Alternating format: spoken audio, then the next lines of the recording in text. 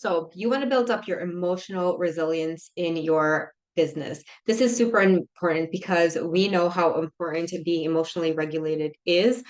Making decisions based on emotions, especially in business, can get us into a pickle because it prevents us from seeing clearly and we're looking through rose-colored glasses. And I don't know about you, but I've made some really not so great decisions in the past that were emotionally led. So, and they were not great decisions.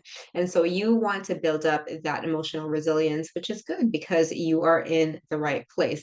So what I'm going to talk about today is a quick nervous system training to really help you increase that tolerance. And it will have a lot to do with you needing to reflect on where you're at. So if you are the journaler type, or if you have a notepad and pen with you, then get them out because we are going to map something for you today. So this is the concept of the window of tolerance. And if we were to take a snapshot of your 24-hour day, this would be the rooms that you hang in inside the most. And so this is the rest and digest state here, which is the ventral vagal parasympathetic state. This is where repair happens. This is where social connection happens. This is when our reproductive organs are working well and our bodies are working well, and they're in a state where it can really heal optimally. On the other hand, we have hyperarousal states, which is the fight or flight system that everyone knows about. And then we have the hypoaroused parasympathetic state, which not a lot of people know about. When hypnotherapists and coaches come to the bulletproof nervous system, they tell me, oh my God, Chris, I did not know how out of whack my nervous system was truly. Because when I'm about to ask you these questions, and I want you to be very open and honest with yourself. This goes way beyond the intellectual level of saying, I'm not stressed out, I'm feeling fine. However, I'm going to give you some symptoms in the next one, which is a sign of a dysregulated nervous system. And if you're finding that you're going and bouncing back in these states, then that is a dysregulated nervous system. Again, it's neither right nor wrong. It is just to be aware. And if you're here to train your emotional resistance, you want to be able to first assess where you're at. So think about your most recent medium type stressful event. It doesn't have to be anything traumatic, just something that caused you some stress. Now, pay attention to what is happening in your body. And in particular, how much energy do you feel in your body as you think of that event? Pause this now and think about it. Welcome back. So, you've just thought of a medium-sized stressful event, and I asked you to pay attention to your body. So, what came up for you? How much energy did you feel in your body? Did you feel a lot of mobilization energy, a lot of anxiety type feelings where you're just highly, highly aroused, lots of adrenaline type feeling, or did you feel very low? And we're going to simplify this very, very, just for the purpose of today. Simplicity is very powerful. Were you more high or were you low or were you both, right? Play with those three and determine which one were you more likely in? Which state did you come in as a default? So highly aroused, fight or flight. Did you want to go somewhere, fight people, fight shit off, fight yourself? Or did you want to avoid or flee from the situation? Which one actually happened for you? Did you fight and get really, really aroused? Or did you get angry and suppress it? Or did you flee or avoid or just, bottle it all in? That is more sympathetic type energy. Or did that event just drain your energy? Were you very, very low? Did you get depressed? Did you feel ashamed? Do you feel an actual like sinking feeling in your body? And or did you feel a bit of both? You felt very agitated. You felt like a lot of adrenaline. Yet like your thoughts were very out of very high and out of place and just bouncy everywhere. And at the same time, did you also feel that that you couldn't move, that your energy was low at the same time? Pay attention to that because this is very important. So you can see now the window of tolerance of a dysregulated state, right? And so if you were in the camp of sympathetic nervous system, you felt a lot of anxiety, panic, even hypervigilance after, maybe very restless and agitated. There's just a lot of things going on, like there's a lot of energy in your body. Then your default pattern was more of a sympathetic nervous system state. However, if you felt just very low, maybe like dissociated or very lethargic, very tired, unusually tired afterwards, even though maybe you've gotten enough rest, that you actually rested, but you still feel tired, and you feel very low and shut down, you were most likely in the dorsal vagal shutdown state if you're in the shutdown and your energy was low. However, if you had both energy, you felt very anxious, but at the same time you couldn't move, you felt very low energy as well, maybe stuck. If that's what you're feeling stuck, but at the same time, I gotta go, I want to do something about it. There's those anxious thoughts, but you can't physically do anything about it. That is also part of the dorsal vagal state, in particular freeze.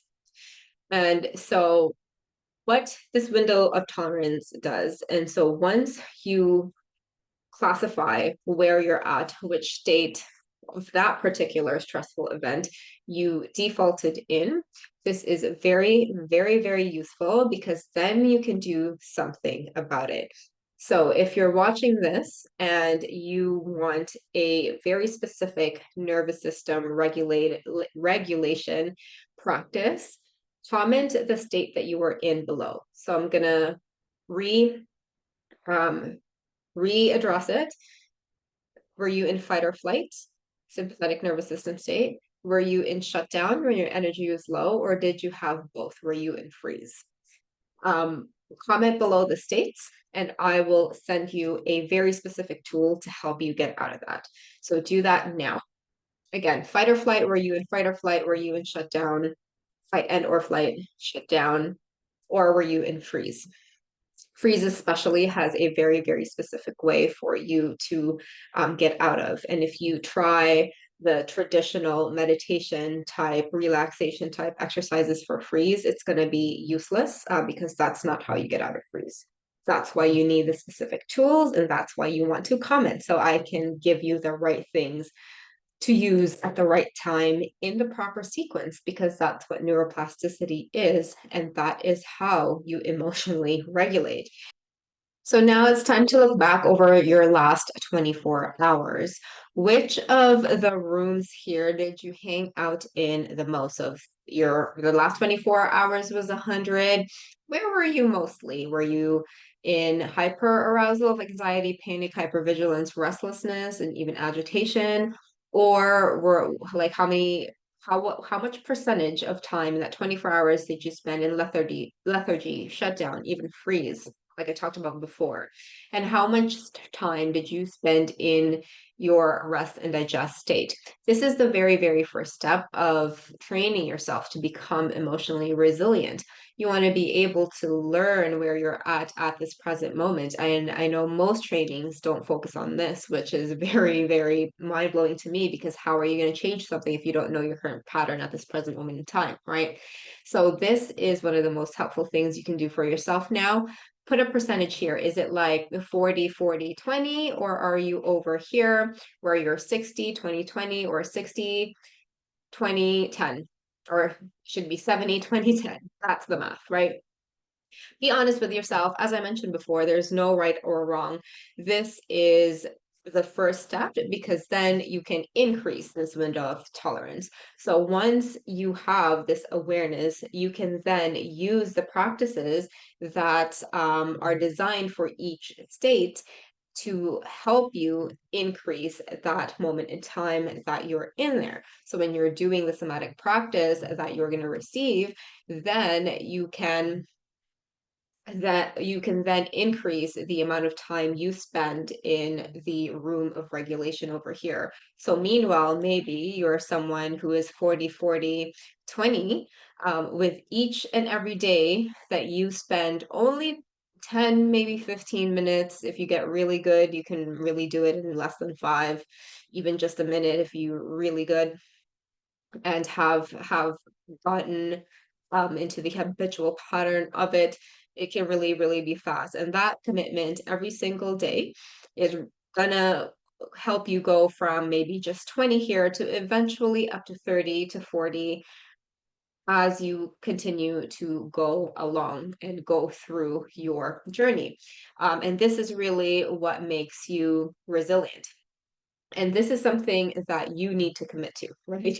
This is not a one all be all end all thing.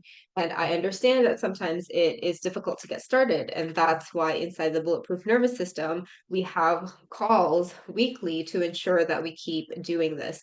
And because of this, the out of whack nervous systems that we've had are increasingly over time getting more and more regulated. We're starting to travel from here to back down here.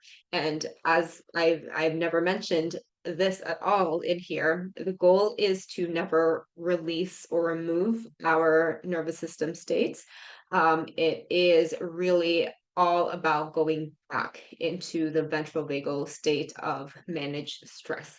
Um, our bodies are designed to go into these sympathetic nervous system states. It is designed to go into anxiety, into fight, into flight, into shutdown, into freeze for our survival. So it's the goal is not to get these two into zero. It's the goal is to stay in here in more percentages so that we can take advantage of our not only our body's ability to heal, but our ability to bounce back and forth with minimal setbacks.